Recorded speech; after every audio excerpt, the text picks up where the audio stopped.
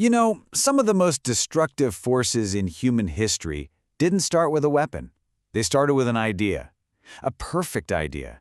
A plan to just wipe the slate clean and remake the world from scratch, based on pure reason and really noble principles. But what happens when those perfect ideas collide with our messy, imperfect reality? That's the real question we're digging into here. We're going to trace a line from a philosophical debate way back in the 18th century, all the way to the battlefields of the 20th, and we'll see how easily a perfect utopia can become a blueprint for an absolute tragedy. And this is the core conflict right here. On one side, you've got these huge abstract ideals: liberty, reason, order. I mean, they sound flawless in theory. But on the other side, you've got the messy, complicated reality of human life, our traditions, our complex nature, and the undeniable fact of suffering. So our story kicks off with one of the most ambitious attempts ever to build a society based on pure ideas. The French Revolution in 1789. Now, this wasn't just a political shuffle. It was a total reset. It was an attempt to make a clean break with the past and build a brand new world on the foundations of liberty, equality, and fraternity. The goal was to create a society governed not by dusty old traditions, but by universal reason. But not everyone was cheering.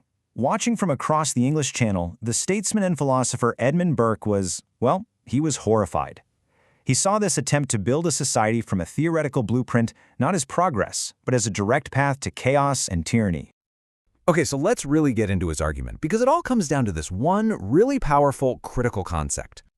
For Burke, the fatal flaw of the revolution was its abstractness. Basically, the revolutionaries were obsessed with these big ideas that were, in his view, completely disconnected from the ground truth of France, its history, its culture, and the actual lived experiences of its people. And Burke's own words just cut right to the chase here. He's basically asking, what's the point of sitting around talking about a person's abstract right to food? For him, that's a completely useless conversation. The only thing that actually matters is the practical problem. How do we get the food and how do we give it to the people who need it? It's a clash between philosophy and farming, between theory and logistics. So when you boil it down, Burke's big warning was that these abstract rights of man were so vague they could justify literally anything, even tyranny. He argued that society isn't a machine you can just take apart and rebuild.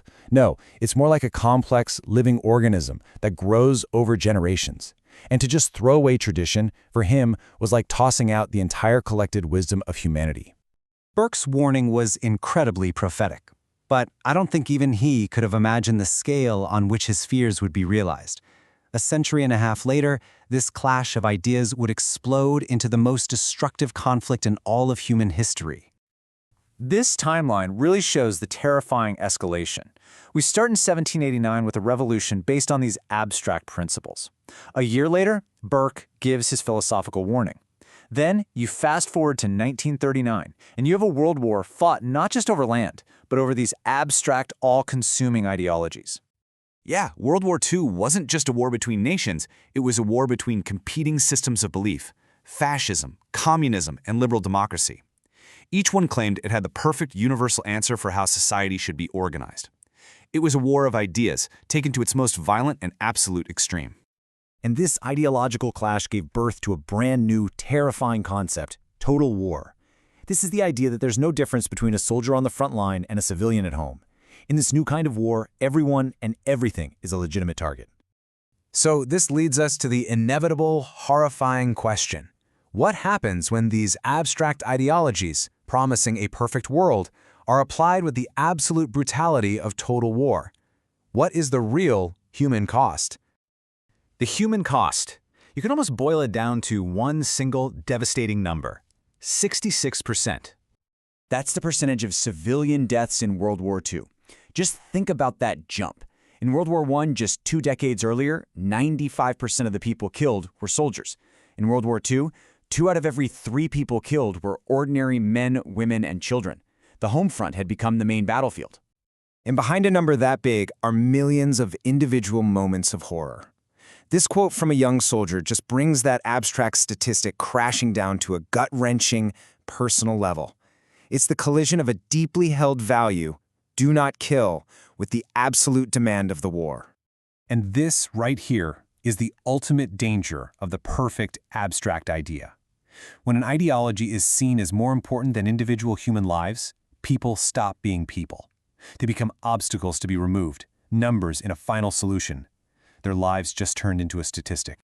The history of the 20th century, from the ghettos of Poland to the ruins of bombed-out cities, is a testament to Burke's warning. It's a warning we have a duty to remember. This plea, reportedly uttered by the historian Simon Dubnow just before he was murdered, is such a powerful reminder of that duty. The stories are not abstract. They are deeply, painfully human, and they have to be told so that we never, ever forget the real-world cost of inhuman ideas. Which leaves us with a question for our own time. In an age of algorithms, big data, and online arguments, where it's easier than ever to live in a world of pure ideas and lose touch with the people on the other side of the screen, how do we make sure we don't forget? How do we hold on to the concrete, messy, and precious reality of our shared humanity?